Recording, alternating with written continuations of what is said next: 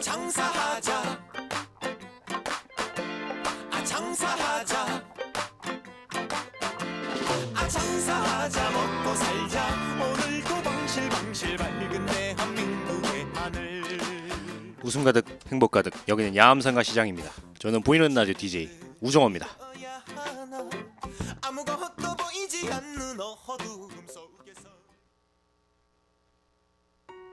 어느새 빗물이 내 발목에 고이고 오늘 12월 6일 첫 노래로 유나의 우산 듣고 오도록 하겠습니다. 내 눈가에 고이고 아이고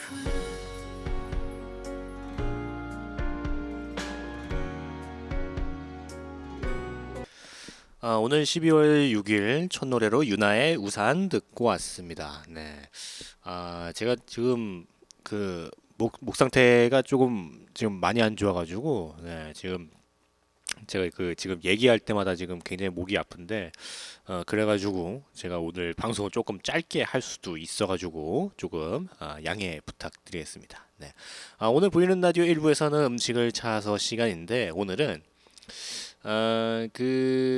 우리나라의 과자 한과에 대한 이야기를 해드릴까 해요. 그 역사라고 하면은 전쟁, 어떤 전치적인 사건, 제도, 세계적인 유물이나 중요 인물을 중심에 놓고 생각하기 마련인데 역사의 거대한 흐름을 아는 것은 물론 중요해요. 하지만 알게 모르게 그냥 지나쳐갔던 작은 것들이 우리 삶 속에 녹아들면서 만들어낸 작은 역사들도 모이면 큰 역사가 되거든요. 오랜 세월 사람들이 걸어온 발자취가 켜켜이 쌓이면서 우리 주변을 채우는 익숙한 것들에는 저마다의 역사가 있는데 이 작은 것들의 역사를 통해서 우리 역사보다 좀 폭넓게 알 수가 있잖아요. 역사 드라마를 볼 때면은 늘 의문이 드는 게 과연 저 시대에도 우리와 똑같은 것을 먹고 입고 사용했을까라는 호기심입니다. 심심하거나 출출할 때 자주 먹게 되는 과자, 이러한 과자를 삼국시대 사람들도 먹었을까요? 우리 조상들은 언제부터 어떤 과자를 먹었던 것일까요? 먼저 과자의 간단한 정의를 살펴보게 되면은 과자는 정식 식사 이외에 먹는 단맛을 위주로 하는 기호식품이다라고 적혀 있습니다. 과자는 밀가루나 쌀가루에 설탕이나 우유 같은 것들을 섞어 이제 굽거나 아니면은 기름에 튀기거나 아니면 찌거나 하는 것들로 되게 방법이 다양하죠. 과자 만드는 법은 주로 밀가루를 이용해서 만드는 과자는 지금으로부터 약 4,000년 전에 빵이 등장한 무렵부터 만들어진 것으로 추정되고 있는데 저장식품이나 휴대식품의 기능도 있는 과자는 밀을 주식으로 하는 중동과 유럽 지역에서 크게 발전해 왔어요. 우리나라 같은 경우에는 사실 쌀을 주식으로 하잖아요. 그래서 과자보다는 그나마 떡이 좀 발달돼 있는데 과자 같은 거는 역시 중동이나 유럽 쪽이 좀 많이 발전해서 지금도 보면은 과자의 어떤 형태라든지 그런 것들을 보면 다 유럽식이죠. 네, 중동식. 네. 과자에는 생과자인 케이크, 파이, 도너츠, 빵과자를 비롯해서 건과자인 스낵, 비스킷, 초콜릿, 사탕껌 뭐 여러 가지가 있죠. 근데 여기에 아이스크림도 과자에 포함이 돼요. 냉동 과자. 네. 이 같은 서양식 과자는 개항 이후인 1884년 무렵에 손택이 정동 구락부를 개설해서 서양 음식을 소개한 이후부터 우리나라에 도입되기 시작했어요. 그러니까 우리나라에서는 이 과자의 역사가 지금과 같은 과자의 역사가 지금 현대식 과자가 한 100년 정도의 역사를 가졌다고 볼 수가 있겠죠. 네. 근데 아까도 말씀드렸다시피 우리나라는 밀이 거의 재배가 되지 않기 때문에 과자보다는 떡이 많이 발전되어 왔습니다. 그렇다고 우리나라에서 과자가 아예 발전하지 않은 건 아니에요. 우리의 전통 과자인 한과가 있죠. 한과에 대한 기록은 삼국유사의 김유신전에서 발견할 수 있습니다. 613년 신라 김유신은 고구려 첩자인 백석이라는 사람의 꿰매 넘어가서 고구려로 납치될 뻔했는데 이때 김유신을 구하기 위해서 내림, 혈례, 골화 등 세 곳의 호국신이 여인의 모습을 하고 나타났습니다. 이들은 김유신에게 맛있는 과자를 대접해주면서 백석이라는 사람이 첩자다라는 사실을 알려주어서 이 김유신을 위기에서 구해주게 되는데 김유신이 이때 먹은 맛있는 과자는 과연 어떤 것일까요? 과자를 뜻하는 그 한자 과자에는 과일 과자에 풀초변을 더한 거거든요. 이는 최초의 과자가 과일에서 비롯된 것임을 알 수 있습니다. 말린 과일인 과편은 오늘날의 젤리와 비슷한 거거든요. 본래 과일을 오래 보관해서 먹기 위해서 이 과편이라는 거나 젤리라는 걸 만들어 먹기 시작했는데 서양에서도 과자의 시작을 곡물에 과즙을 과미한 것으로부터 기원했다고 봅니다. 과자, 레몬, 밤, 아몬드, 블루베리, 포도, 자두 등의 각종 과일이 중동과 유럽 같은 데에서 이제 많이 생산되기 때문에 이 지역에서는 일찍부터 과일의 단맛과 향을 이용한 제과 기술이 발달할 수 있었던 거예요. 우리나라의 경우에는 과편은 빛깔이 고우면서도 변하지 않고 과육의 맛이 부드럽고 적당히 시큼한 살구, 앵두 등으로 만들었는데 건조시켰을 때의 빛깔이 변하는 사과나 배, 복숭아는 과편을 만들기에 적합하지 않았습니다. 과편을 만드는 방법은 잼을 만드는 법과 조금 비슷해서 과일을 좀 삶고 조리는 어떤 방법을 통해서 복분자 편이라든지 살구편, 앵두편 같은 것들을 만들어 먹었어요. 따라서 삼국유사에 나오는 김유신이 먹었다는 그 과자는 과편일 가능성이 가장 높은 거예요. 네. 물론 뭐 확실한 건 아니죠. 그때 당시에 뭐 사진 같은 것도 없으니까 네, 그냥 추측으로만 과편이 아닌가 싶어요. 네. 그럼 이쯤에서 노래 한번 듣고 오도록 하겠습니다. 여은의 사랑아 나의 사랑아 듣고 계속해서 한과에 대한 이야기를 하도록 하겠습니다.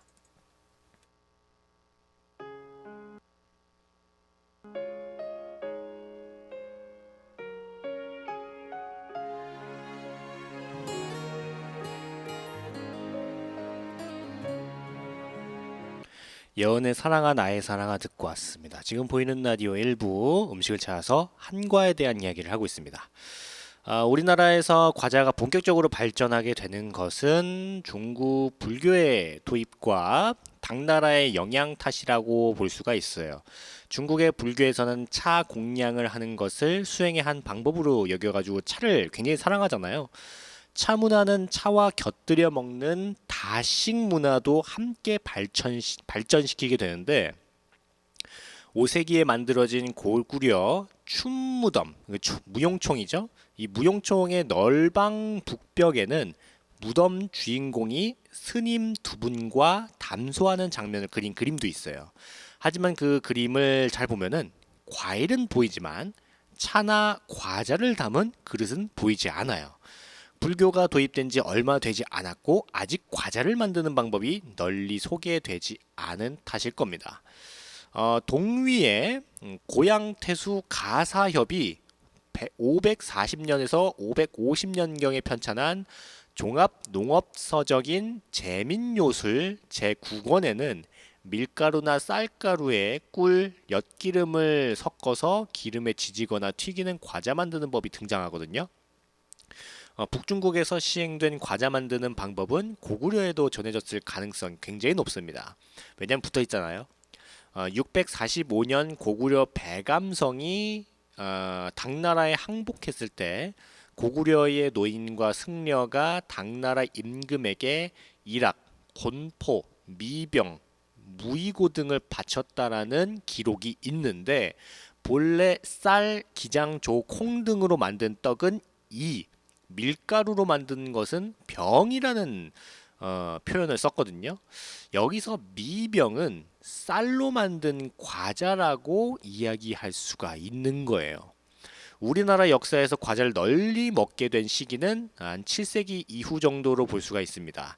당시 당나라에서는 조리용 도구로 철냄비가 등장하면서 튀긴 음식이 발전하게 돼가지고 당과자라는 것이 만들어지게 되고, 일본에서는 당과자 8종, 과병 같은 것들이 이제 만들어지기 시작하는 거예요.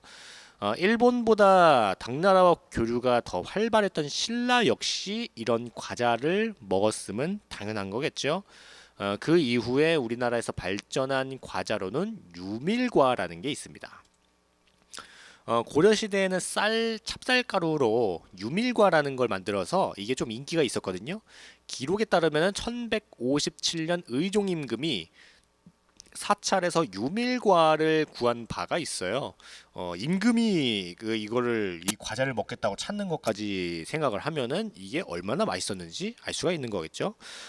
차문화를 적극 발전시킨 사찰에서는 차와 함께 먹는 과자를 직접 만들었던 건데, 차문화가 일반 대중에게도 널리 퍼지면서 유밀과도 함께 대중들에게 인기를 얻게 되었어요.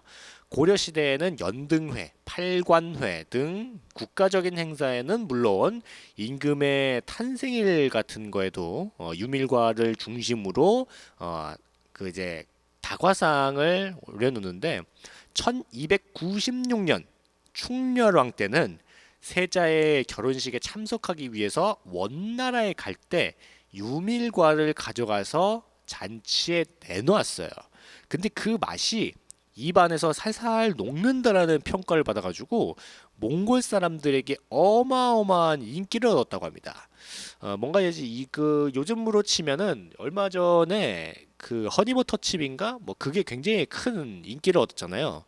약간 그거 같은 느낌이에요. 네, 그 당시에는.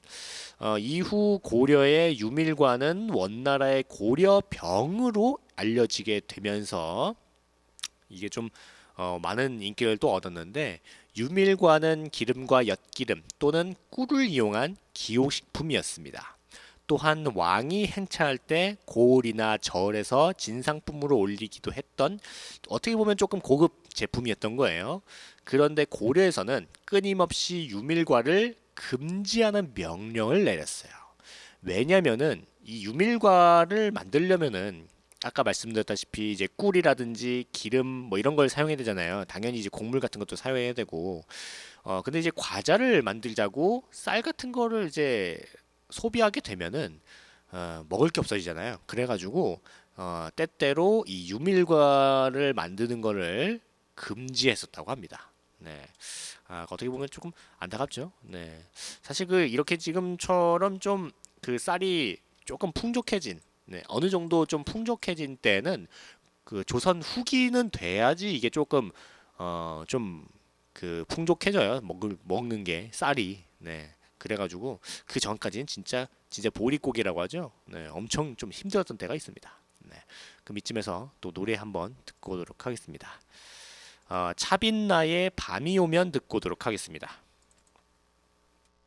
밤이 오면 그대 눈빛 노래 듣고 왔습니다. 차빈나의 밤이 오면 듣고 왔습니다. 오늘 보이는 라디오 1부에서는 음식을 찾아서 한과에 대한 이야기를 해드렸는데, 되게 좀 재밌게 들으셨는지 모르겠어요. 네, 이 한과는 사실 우리나라의 어떤 조선 시대 때 임금들도 굉장히 좋아했고, 뭔가 이제 제사상이라든지 이런 거에 굉장히 항상 올라가고, 어떤 잔칫날에도 항상 올라가는 우리나라 대표적인 과자잖아요. 약과라든지 뭐 유과, 뭐 정과도 있고 다식이라든지 뭐 여러 가지 이제 우리나라 한과가 있는데, 이렇게 좀 이 한과가 좀 앞으로도 좀 많이 발전해가지고 우리나라를 대표하는 어떤 세계적인 더 나아가서는 세계적인 과자가 되었으면 좋겠다라는 생각을 해봅니다. 네. 그러면 저희 야암상가시장 노래교실 노래 듣고 잠시 후 2부 DJ 우씨의 역사 이야기 시간을 또 시작해야 되는데 잠시 후 2부 DJ 우씨의 역사 이야기에서는 고려 시대의 우리 한반도가 자랑하는 최고의 외교관인 어떠한 사람을 이야기해드리도록 하겠습니다. 그러면은 저희 야암상가시장 노래교실 노래 듣고 잠시 후 2부에서 뵙도록 하겠습니다.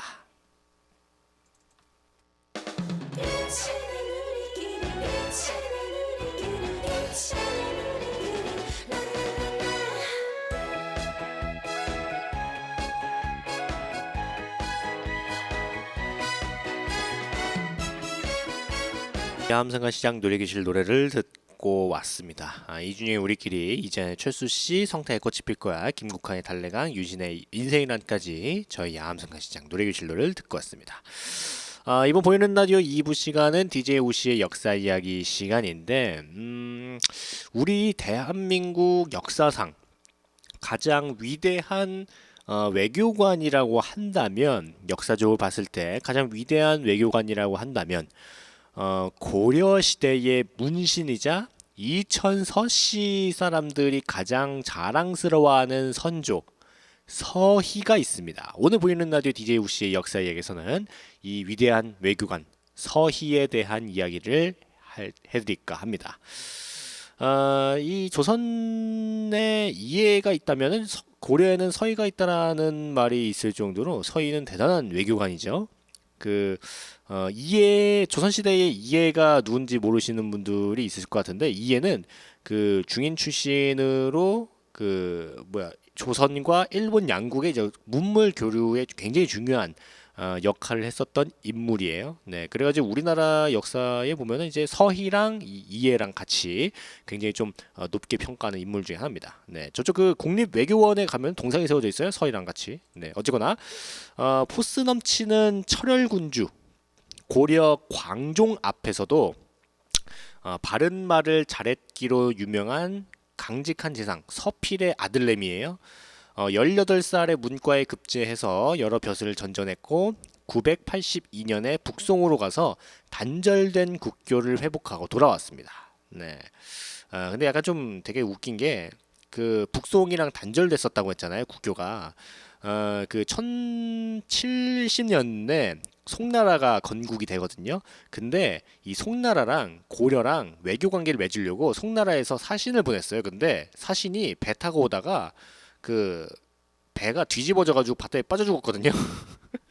그래가지고 한 10년 동안 이제 거의 북송에서는 이제 고려가 우리랑 별로 하고 싶지 않은가 보다, 사신을 죽여? 막 이런 식으로 이제 약간 오해가 생겼는데, 그거를 이 서희가 가가지고 요거를 이제 이야기를 했어요. 네, 우리가 잘못이 아니다. 그냥 배가 뒤집어져가지고 이제 빠져준 거다. 이때 송태조는 서희의 품격을 알아보고 감탄하면서 검교 병부상서라는 정삼품벼슬을 내렸다고 해요. 동아시아 전 근대 국가에서 남의 나라 사람에게 벼슬을 내는 경우가 다 그랬듯이 역시 명예직이지만 이러한 어떤 그 송나라에서 정삼품벼슬을 다른 나라 사람에게 이제 내렸다는 것은 그만큼 이 서희를 예우했다는 뜻이겠죠. 993년에 요나라, 그러니까 이제 거란족의 요나라가 소손영을 이제 대장군을 삼고 그 대군을 이끌고 이제 고려를 쳐들어왔거든요. 이때 중군사 자격으로 북방에 참전하게 돼요. 이때 소손영은 봉산에서 고려군을 격파하고 자기 군사가 80만 대군이라고 선전하면서 빨리 항복하라고 막 고려조정에다가 이제 막 사신 엄청 보냈어요. 니네 항복 안 하면 다 죽는다? 뭐 이런 식으로. 이에 조정은 항복하자는 의견과 그 서경 이북의 땅을 이 거란족에게 떼어주자라는 이야기로 나뉘었어요. 그러니까 주로 화친하자는 그런 의견이 있었죠. 문제는 이 80만 대군이 거짓말이라는 사실이에요. 이 당시에 소선영의 군대는 많아봤자 6만을 넘기 힘들었다는 것이 오늘날의 대부분의 추측입니다. 그러니까 최소한 13배 이상은 뻥튀기 한 셈인데, 더 구체적으로 말하자면 당시 거란의 원정은 보통 이상이 지휘하는 원정과 도통 좀 지휘하지 않는 원정으로 크게 구분이 가능한데, 도통이 지휘하는, 그러니까 이제 총사령관이 지휘하는 원정군은 15만 명 이상 정도로 굉장히 많아요. 근데 도통이 지휘하지 않는 원정은 아무리 많아도 6만 정도거든요. 근데 이때 당시에 쳐들어왔던 이 총대장의 소송령의 직책이 동경유수예요. 그러니까 도통이 아니었던 거예요. 이 경우에 그의 직위에서 그가 지휘할 수 있는 병졸의 수는 최대 6만이니까 아무리 많아봤자 6만 정도인 거예요. 네. 뭐 어쨌거나 이제 이때 왔다가 뭐 고려가 파샤 뭐 이렇게 했는데, 거란의 동경으로부터 우리 안북부까지의 수백 리 땅은 모두 생려진이 살던 곳인데, 광종이 그것을 빼앗아 가주, 송성 등의 성을 쌓은 겁니다. 지금 거란이 내침한 뜻은 이 두 성을 차지하는 것에 불과한데, 이들이 고구려의 옛 땅을 차지하겠다고 떠벌리는 것은 실제로는 우리를 두려워하는 것입니다. 지금 그들의 군세가 강소한 것만을 보고 급히 서경 이북 땅을 잘라서 떼주는 것은 좋은 생각이 아닙니다.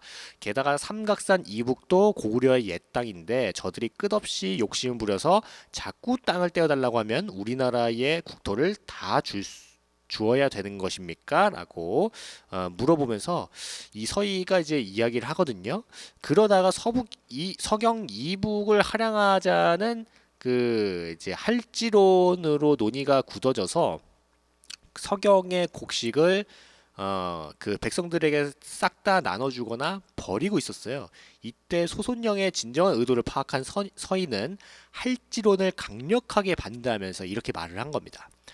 곡식을 내다 버리는 짓을 멈추게 했는데, 사실 군신들이 사태를 조금만 더 냉정하게 파악했다면 소손영의 군대가 80만이 아니라는 것은 사실 눈대중으로도 사실 알 수가 있어요. 80만이나 되는 병력은 당장 병참을 유지하기가 굉장히 어렵거든요. 80만 명이니까 이 80만 명을 먹여 살려야 되잖아요. 그러면은 쌀이나 뭐 이런 게 엄청나게 필요해요. 그렇기 때문에 장기전으로 돌입하면은 소선영의 군대는 그냥 순식간에 무너지는 건 좀만 시간 문제거든요. 이렇게 이제 그는 오랫동안 군을 유지할 수 없었으니까 최대한 빨리 해결하려는 그런 경향을 보였는데, 수양제가 예전에 113만 명을 동원해가지고 고구려 원정을 왔던 것도 약간 이런 거랑 비슷한 거예요. 네. 어쨌거나 그럼에도 불구하고 소선영이 고려로 넘어와서 벌인 전투는 몇 되지 않았어요. 이전을 감안하면 80만 치고는 굉장히 지나치게 소극적이라는 의심을 해야 옳습니다. 상식적으로 생각했을 때 80만이라고 하면은 지금으로 치면은 몇백만이거든요. 그 당시 인구 대비 이제 보면은 지금 뭐 만약 예를 들어가지고 북한이 몇백만이 한꺼번에 쳐들어왔다고 생각을 해봐요. 근데 전투를 잘 안 해요. 그러면은 둘 중에 하나겠죠. 뭔가 이제 불안한 요소가 있거나, 아니면은 몇백만이라는 숫자가 뻥이거나, 둘 중 하나인데, 그러면 이런 의심이 들면 확인을 해야 되는데 확인을 안 해봤어요, 이 고려 사람들이.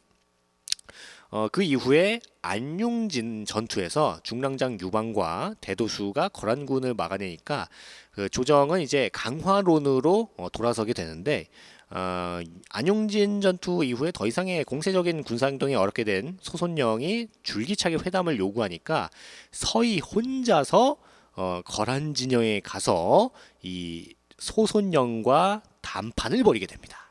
네.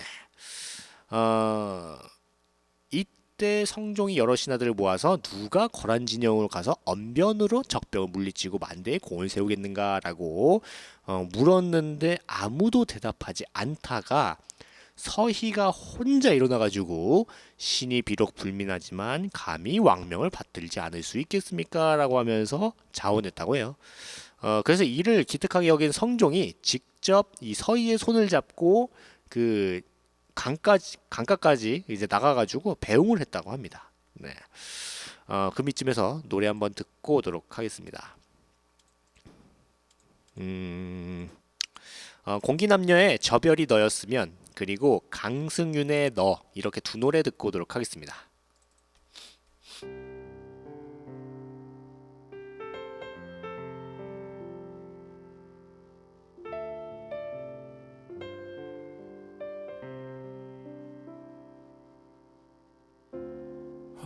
노래 듣고 왔습니다. 이 공기남녀의 저별이 너였으면, 그리고 강승윤의 너, 이렇게 듣고 왔습니다. 이 서희가 이제 이거를 하고 이제 가가지고 이제 단판을 벌여서 이제 보내게 되는데, 이 서희가 진짜 단지 새치혀로 이 엄청난 군대를 물려버리잖아요. 근데 이 물린 거 다음에 그 역사책에 써 있는 진정한 서희의 단판이 있는데, 그 서희의 단판은 다음 시간에 알려드리도록 하겠습니다. 이게 조금 내용이 길어가지고 다음 주 DJ 우씨의 역사 이야기까지 좀 넘어가야 될 것 같아요. 네. 오늘 보이는 라디오 1부에서는 음식을 찾아서 한과에 대한 이야기, 그리고 2부 DJ 우씨의 역사 이야기에서는 서희에 대한 이야기를 드렸는데, 제가 지금 목 상태가 조금 안 좋아가지고 지금 말할 때마다 목이 좀 많이 아프거든요. 그래가지고 제가 좀 방송을 짧게 했는데, 네. 그나마 조금 짧게 했는데 목이 진짜 미쳐버리겠네요. 네, 여러분들 모두 다 건강이 최고입니다. 네, 건강 관리 잘 하셔가지고 물도 좀 따뜻한 물 많이 마셔가지고 목 관리 좀 잘 하시고 감기 걸리지 않게 좀 조심하시면 좋을 것 같아요. 그러면 오늘 마지막 끝 노래로 황치열 솔라의 꿀이 떨어져 들으면서 저는 또 슬쩍 빨리 물러나도록 하겠습니다. 저는 야암상가시장 보이는 라디오 DJ 우정우였고요. 오늘도 즐거운 하루, 행복한 하루 되시고 모두 건강하시고 저는 내일 찾아오도록 하겠습니다. 감사합니다. 예쁘게 보이고 싶어. 그게 제일 어려워. 널 대하는 내 맘을 매너라 생각해 줄래. 몸에 밴 게 아니라 맘이 아는데 내 눈에 너